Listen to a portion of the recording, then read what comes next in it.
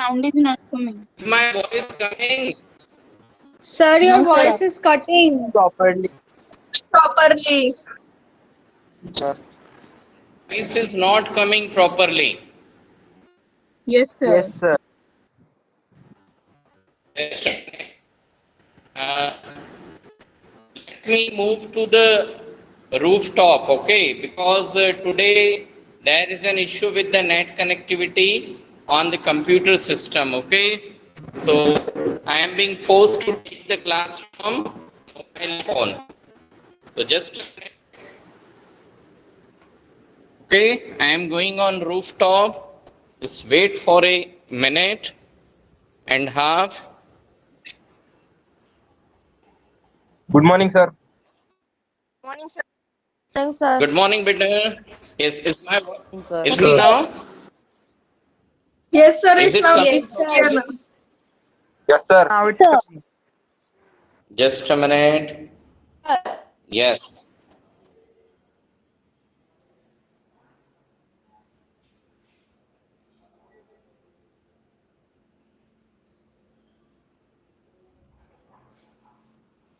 Yes. Is the voice coming? Yes, Yes, sir. sir. Yes, sir. Yes, sir. Yes, sir. Good, good. So sir आप I am PC में on नहीं ले रहे क्या? rooftop. हाँ? PC में नहीं ले रहे क्या क्लास? बेटा पीसी में नेटवर्क नहीं है ना? Okay sir. Yes, sir. I am being forced to take from mobile phone. ठीक है? Just a minute. चलिए. So let me do the screen sharing. Yes. So right now I am on screen sharing mode. Okay. Let me take out the screen. Yes. Now, is the screen visible? Yes, Yes, sir. yes, sir. Sir Yes, sir. Sir, yes, sir. Sir. Just a minute. Sir do zoom. Just a minute. We have completed this section of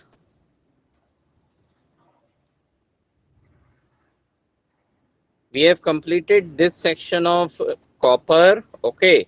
So now we have to start from this section, and that is the non-metallic minerals. Now, is the textbook visible properly? Yes, sir. Yes, sir. Yes, sir. Yes, sir. Yes, sir. Yes. So the next section that we have is about the non-metallic minerals. Okay. So under these non-metallic minerals, the first is the mica. Okay. So mica is a mineral made up of a series of plates or leaves. Now plates और leaves का मतलब ये होता है कि जैसे हमारे पास एक कंप्लीट नोटबुक होती है, but the notebook is made up of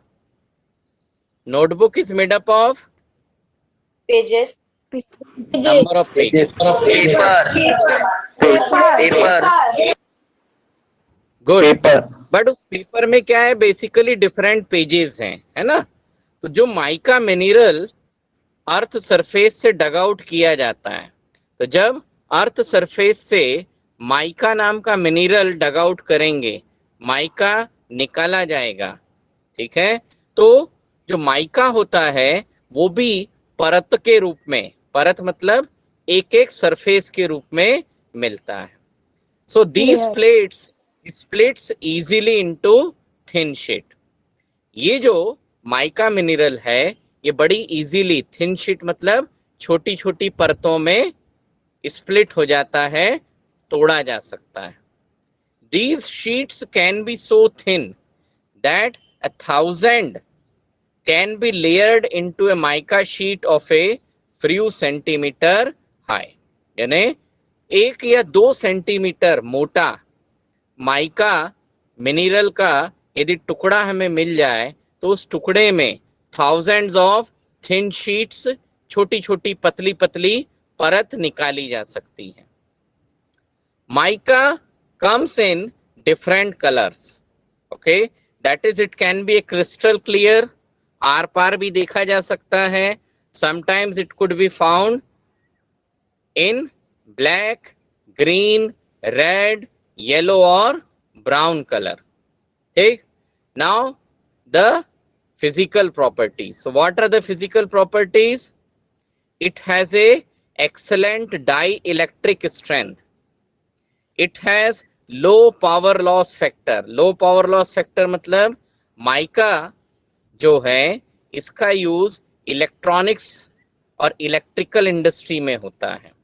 तो इलेक्ट्रॉनिक्स और इलेक्ट्रिकल इंडस्ट्री में जिन प्लेसेस पे भी माइका का यूज होता है वहां पर पावर लॉस कैसा होगा?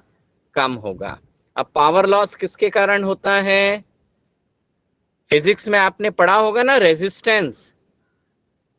Yes, sir. Yes, sir. तो जिस मेटल का या जिस मिनरल का रेजिस्टेंस जितना ज्यादा होगा उतना ज्यादा उस पर्टिकुलर मिनरल में क्या होने वाला है? पावर लॉस होने वाला है। यानी इतना वोल्टेज ऑफ करंट एक प्लेस से सप्लाई किया दूसरी प्लेस तक जाते जाते उस करंट की क्वांटिटी या पोटेंशियल क्या हो जाएगा? कम हो जाएगा। तो पोटेंशियल लेस क्यों होता है? क्योंकि वो जो पर्टिकुलर मिनरल है, वो वायर जिस सब्सटेंस से बना है उस सब्सटेंस में क्या है? रेजिस्टेंस ज्यादा है। क्या ज्यादा है? Resistance. माइका के केस में कैसा है? लो पावर लॉस है। यानी माइका के केस में पावर बहुत कम लॉस होता है। So mica has a low power loss factors, then it has insulating properties and resistance to high voltage. Because of these physical properties, mica is one of the most indispensable mineral used in electric and electronic industry.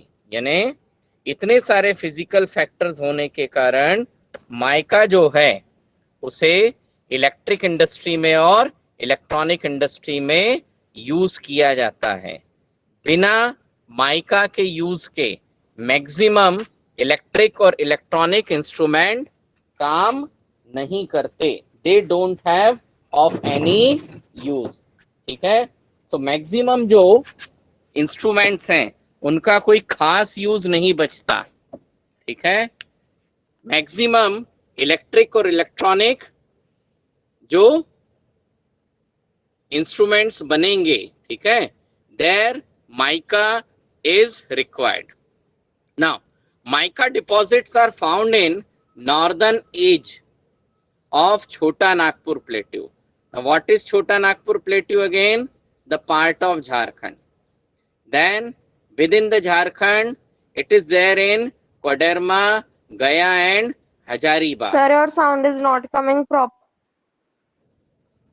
Still there is an issue? No, sir. No, sir. Coming. No, sir. No, sir. No, sir.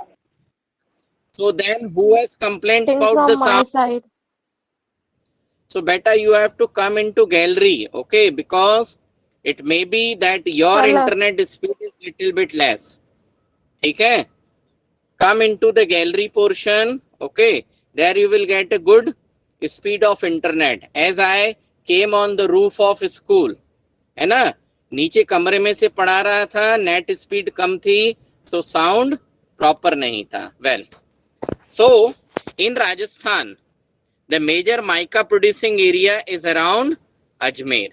ठीक है, then Nellore mica belt of, just a minute, then in Andhra Pradesh the mica belt is there in Nellore district of Andhra Pradesh. ठीक है, अब examination point of view से mica is not that much important mineral. ठीक है, examination में इसमें से बहुत कुछ ज्यादा पास्ट ईयर्स में कभी भी पूछा नहीं गया है, ठीक है। So you please just do the reading lightly, एक बार का उसको रीड आउट कर लेना। Now let's come to the next topic. The next topic is what? Rock minerals. What is it? Rock minerals. Rock minerals. So in rock minerals, the first is what? Limestone. What is? Limestone.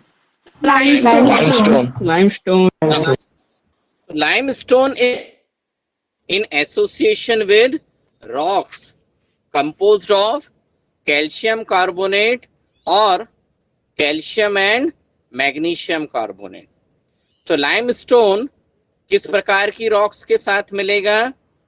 It is found in those rocks which have the content of calcium carbonate or sometimes a mix of calcium and magnesium carbonate. It is found in sedimentary rocks of geological formation. ठीक है। Limestone maximally किस प्रकार की rocks में मिलेगा? Sedimentary rock. Geological formation मतलब अर्थ के formation की जो हिस्ट्री है ना, उसमें लगभग लाखों करोड़ों साल पहले। Limestone is the basic raw material for cement industry. Limestone किसका बेसिक रॉ मटेरियल है? Cement industry. Cement industry. Limestone is the basic raw material for the cement industry and it is also essential for smelting iron ore in the blast furnace. ठीक है। और जो iron और steel plant होते हैं ना, कल हमने एक वीडियो देखा था। Yes, sir. आयरन और स्टील प्लांट में जो स्टील मैन्युफैक्चरिंग प्रोसेस है, उस स्टील मैन्युफैक्चरिंग प्रोसेस में भी किसका यूज होता है? लाइमस्टोन का यूज होता है। ठीक है। और वो जो लाइमस्टोन का यूज है, वो एंटायर प्रोसेस क्या कहलाती है? Iron smelting. क्या कहलाती है? Iron smelting. ठीक है। सो जो आयरन स्मेल्टिंग जिस बड़े से किलन में होती है, आपने सीमेंट इंडस्ट्री के केस में सुना होगा ना कि सीमेंट में किलन होती है। Yes, sir. Yes, sir. तो इसी प्रकार से Yes, sir. आयरन और स्टील प्लांट में आयरन के प्यूरिफिकेशन के लिए जो किलन होती है, that is called as blast furnace. उस किलन को क्या कहते हैं? Blast furnace. ठीक है। So limestone is used during the process of iron smelting in a blast furnace. यहां तक बात आई समझ में? Yes, sir. Yes, sir. So the next section, here again a pie chart is given, okay, and this pie chart is showing what? The production of limestone in terms of state wise percentage. ठीक है कि limestone किस area में सबसे ज्यादा मिलता है। And natural है कि जहां पर जितना ज्यादा लाइमस्टोन प्रोड्यूस होगा, that much the iron cement plants are there. यहां तक बात आई समझ में? Yes, sir. जिस पार्ट में जितने ज्यादा लाइमस्टोन मिलेगा, जितना परसेंटेज ऑफ लाइमस्टोन है, इट मींस दैट वहां पर उतनी क्वांटिटी में क्या होगी? सीमेंट इंडस्ट्री होगी या फिर आयरन और स्टील इंडस्ट्री होगी। Okay, now this is the data according to the year 2016 and 17. ठीक है? So you people need to go through this pie chart once if you are having your hard copy of textbook. यदि आपकी text book की hard copy है तो ये वाला pie chart एक बार अच्छे से समझ लेना. Is it clear to everyone? Okay. Yes, sir. Yes, sir. Now, the next section is related to, okay, so stricter safety regulars. Sorry, just a minute.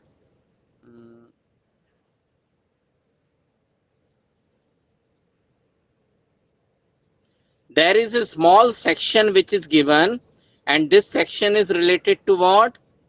Hazards of Mining. Mining. Okay. So hazards of mining basically means यहाँ हम क्या discuss कर रहे हैं कि mining industry में human being को कौन कौन से हैजार्ड, कौन कौन से खतरे हैं.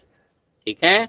सो what are the hazards in mining industry. Mining industry या माइनिंग एंड कौन कौन से खतरे, कौन कौन से नुकसान ह्यूमन पॉपुलेशन को फेस करना पड़ते हैं. Is the text book visible properly? Yes, sir. Yes, sir. Yes, sir. Yes, sir. What are the hazards? तो पहला क्या है?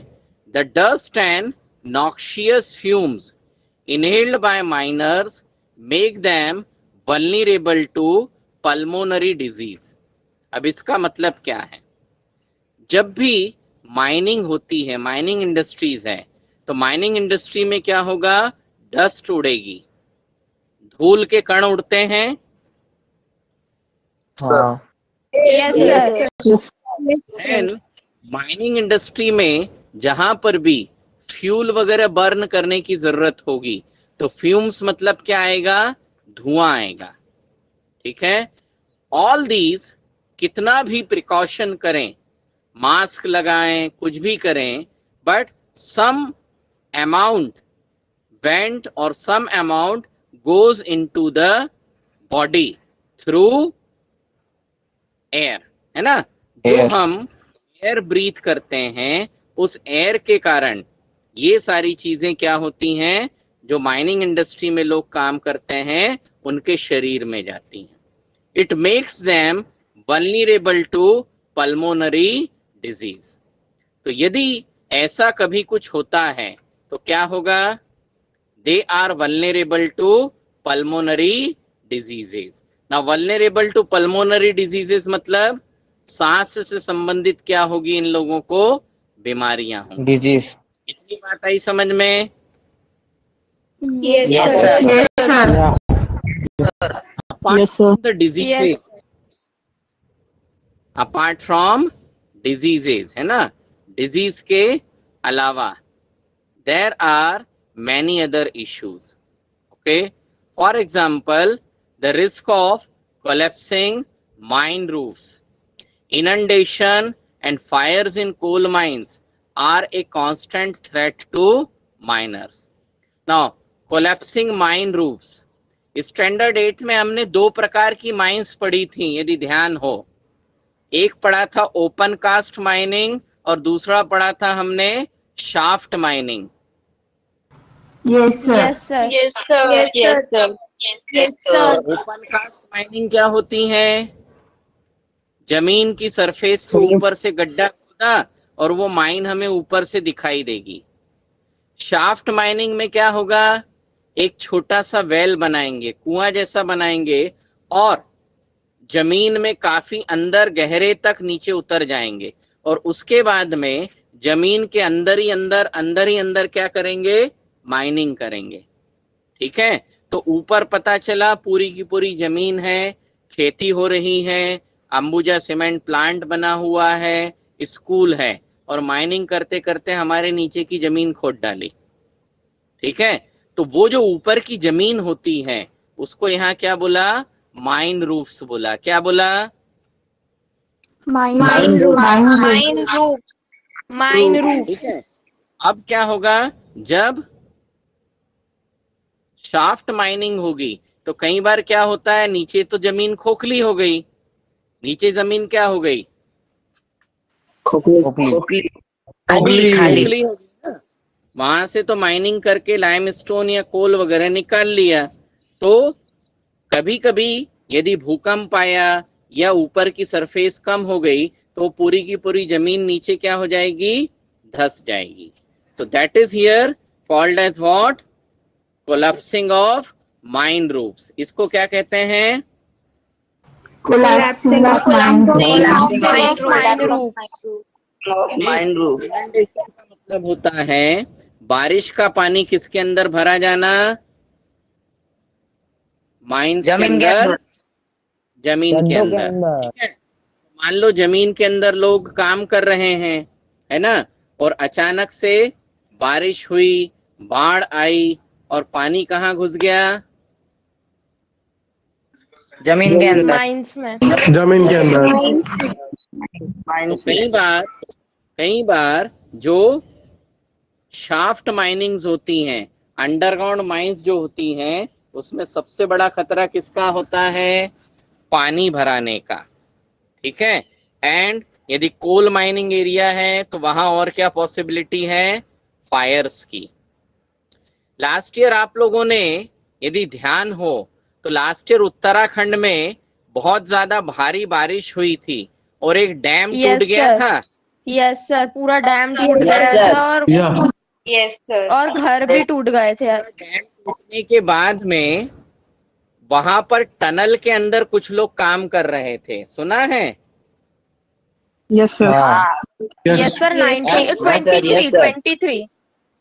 23, और वो टनल के अंदर क्या हो गया, पूरा का पूरा पानी भरा गया और पानी के साथ में पूरा मिट्टी पत्थर कीचड़ चला गया, और कंडीशन क्या बनी कि वो उतने लोग जो हैं वो टनल में वैसे के वैसे दब गए। ठीक है, फिर तो उनको वो सेफली बाहर भी निकाल लिया था. कुछ लोगों को बाहर निकाला, but most of the people they were not able to recover. 8-10 दिन खोजबीन करने का नाटक हुआ, वो तो क्लियर अथॉरिटी को मालूम है जितना भयानक नुकसान हुआ है, तो अंदर किसी के जिंदा रहने की पॉसिबिलिटी कम है। नहीं थी. है ही नहीं। नहीं, पर वो शायद condition- सब लोग निकल गए थे. inundation। चलिए, then the water sources in the region get contaminated due to mining। दूसरी समस्या क्या होती है माइनिंग के साथ, कि माइनिंग करने के कारण एक पर्टिकुलर मिनरल की क्वांटिटी एटमॉस्फेयर में ज्यादा हो जाती है।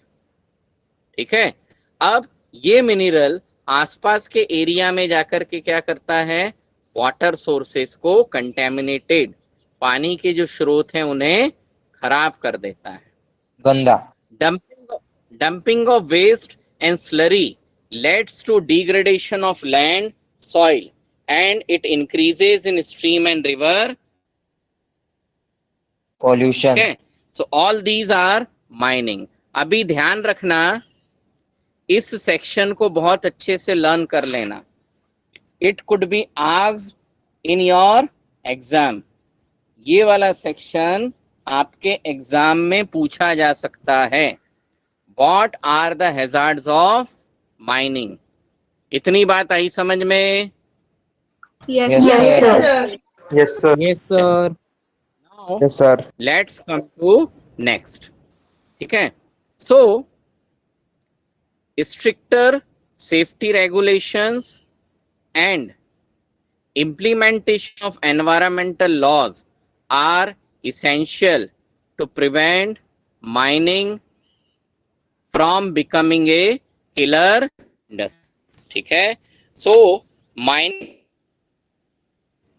जो है to be proved है ना, माइनिंग जो है वो एक किलर इंडस्ट्री बन रही है। किलर मतलब हर साल इंडिया के डिफरेंट माइंस में दुर्घटनाएं होती हैं, lot of people die due to this। is considered as a killer industry. इसको कैसी इंडस्ट्री लगा है?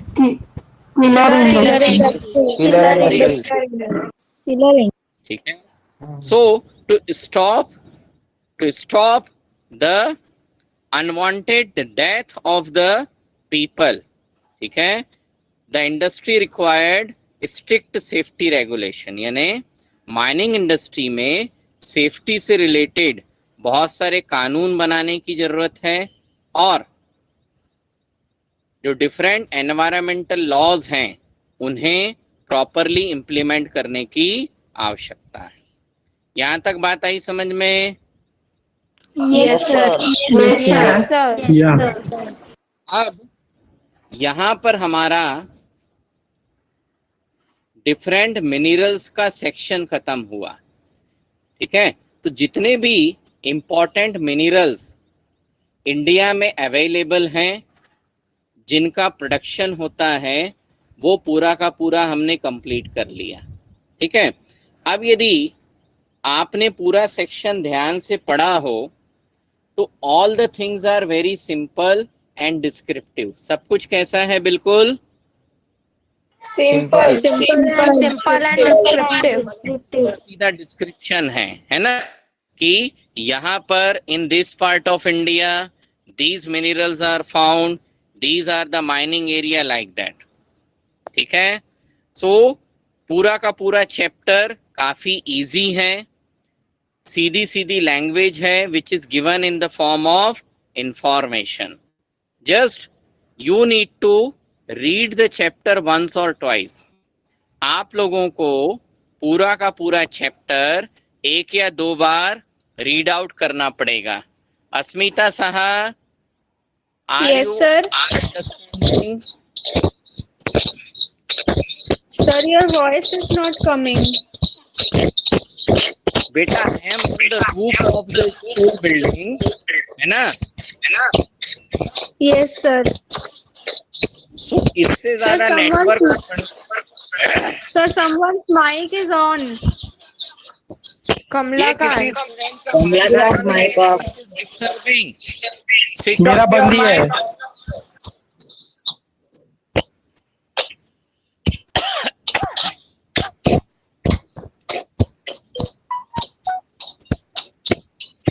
अच्छा, all of you switch off your mics first.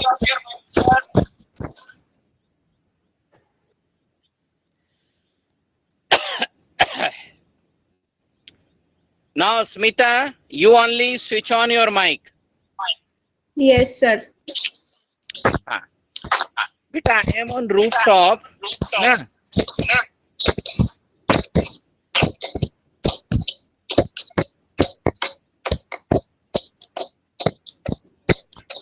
So, इससे ज्यादा मैं नेटवर्क पकड़ने के लिए और ऊपर चढ़ नहीं सकता, है ना? Yes, sir. Are you listening? Yes, sir. हाँ, now voice is clear. Yes, sir. Actually, it is Yes, happening, sir. Asmita. There is a fluctuation in the internet speed, है ना? Yes, sir. Now you can switch off your mic.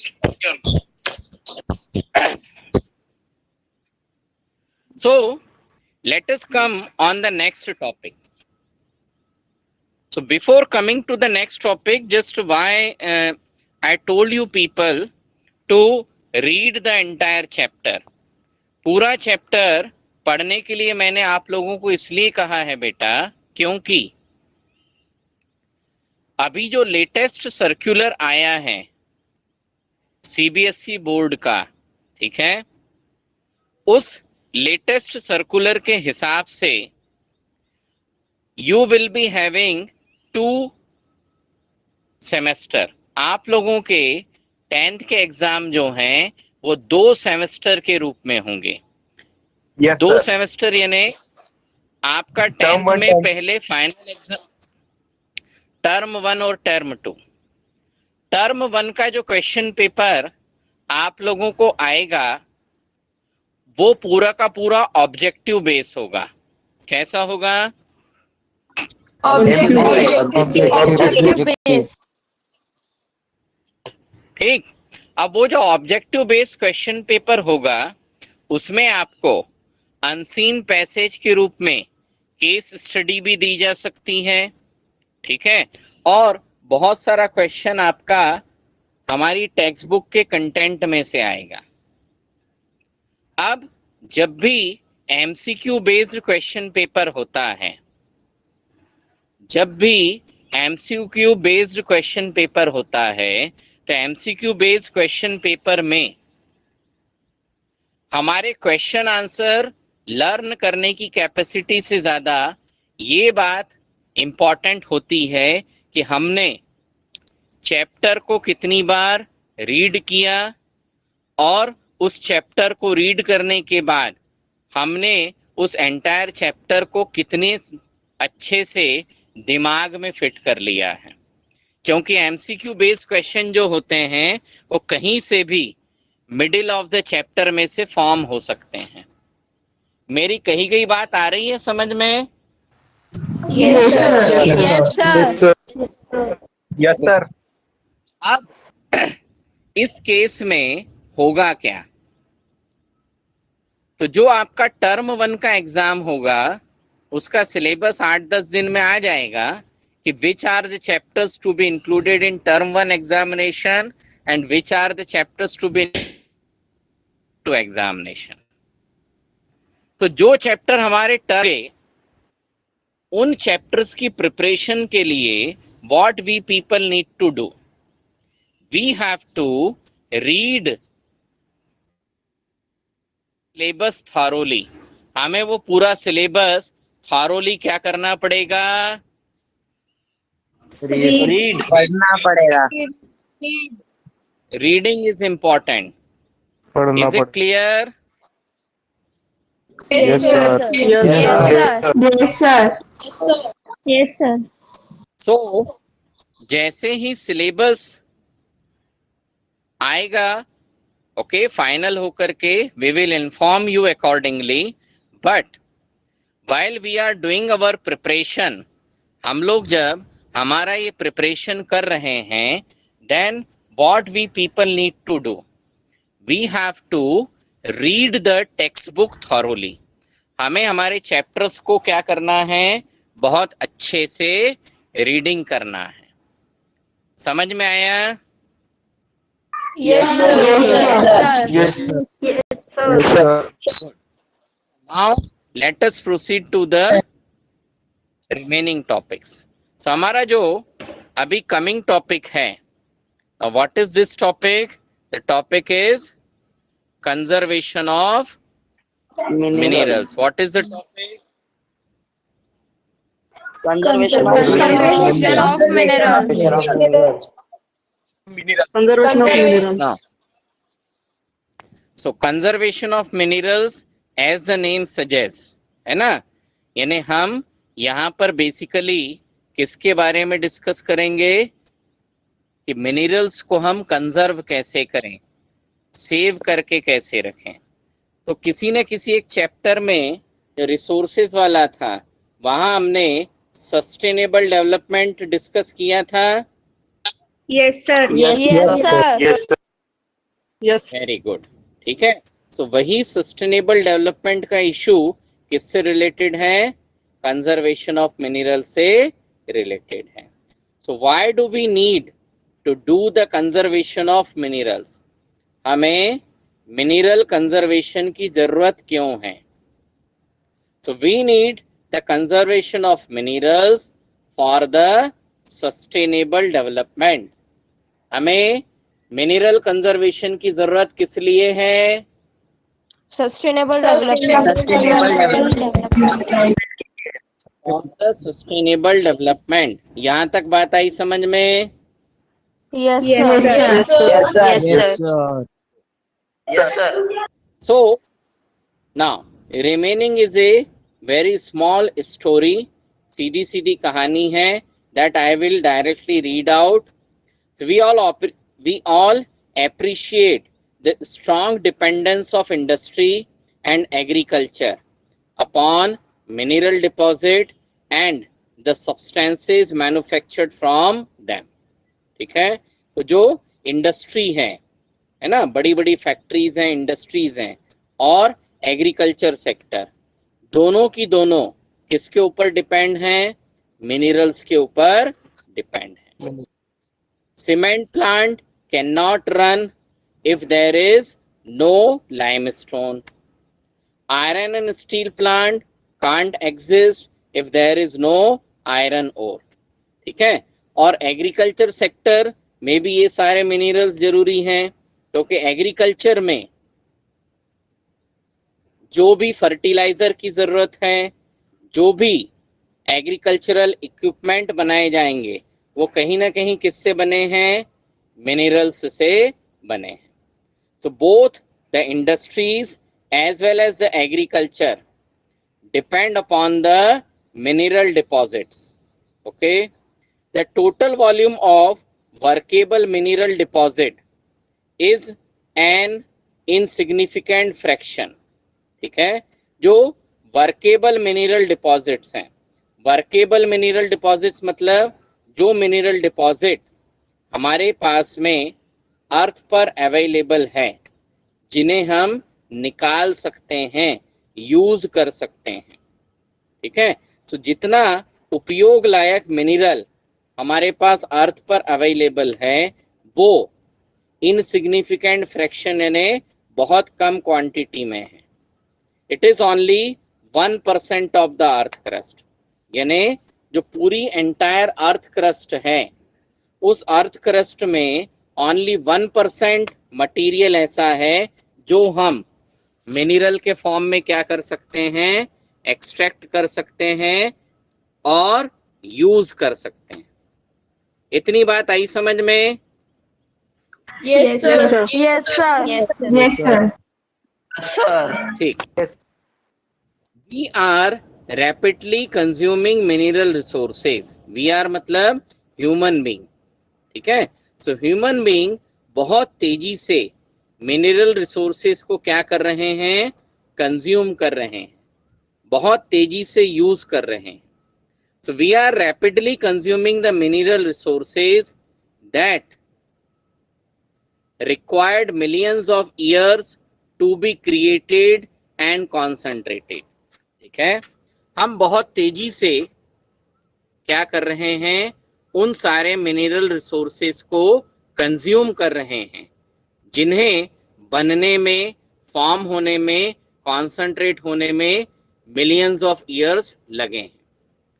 The geological processes of mineral formation are so slow that the rates of replenishment are infinitely small in comparison to the present rate of consumption.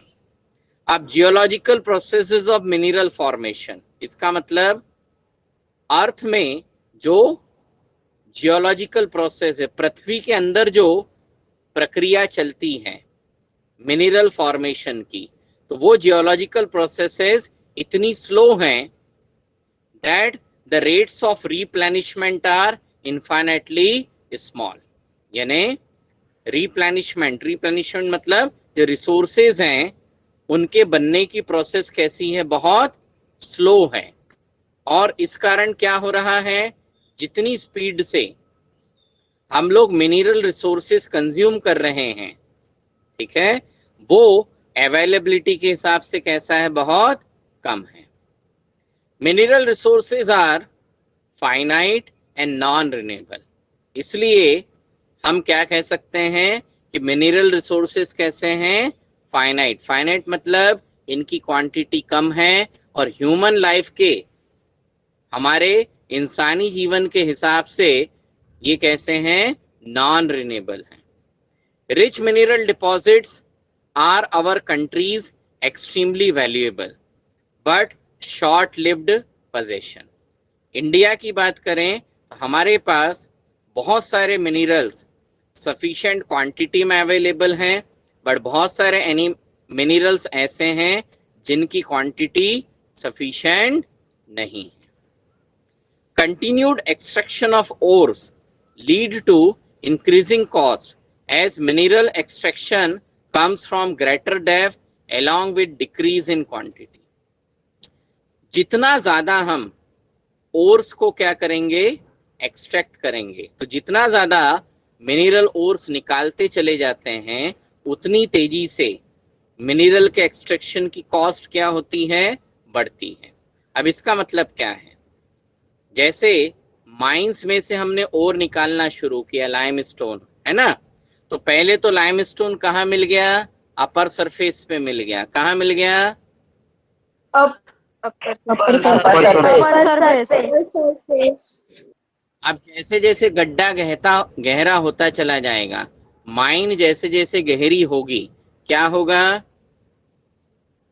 हमें और ज्यादा गहराई से क्या निकालना पड़ेगा, Limestone. और limestone निकालना पड़ेगा। तो जितना ज्यादा गहराई से लाइमस्टोन निकालेंगे उतना ज्यादा क्या होगी, उसकी कॉस्ट बढ़ती चली जाएगी। इतनी बात आई समझ में? Yes, sir. Yes, sir. yes sir Yes, sir. So dear students, it is 11:22. Okay, so after 8 minutes your next class will start. Okay, so have a break and drink sufficient water. So we are Sir, at winding up the 12:20 session. is their Yeah. class. Your class is at 11:20. 12:20. No. Today computer class is not there, na? चलिए, it's So okay, it direct doesn't at make a 12:20 difference. Hindi class. Yes, directly Okay. 12:20 Hindi class is there. Okay, so all of you take a long break, है ना, of 1 hour. Have a sleep, okay, and join your class, next class as 12:20. ठीक है? So that's all for today. Thank you, students. thank you Thank you, sir. Thank you, sir. Thank you, beta. Thank you.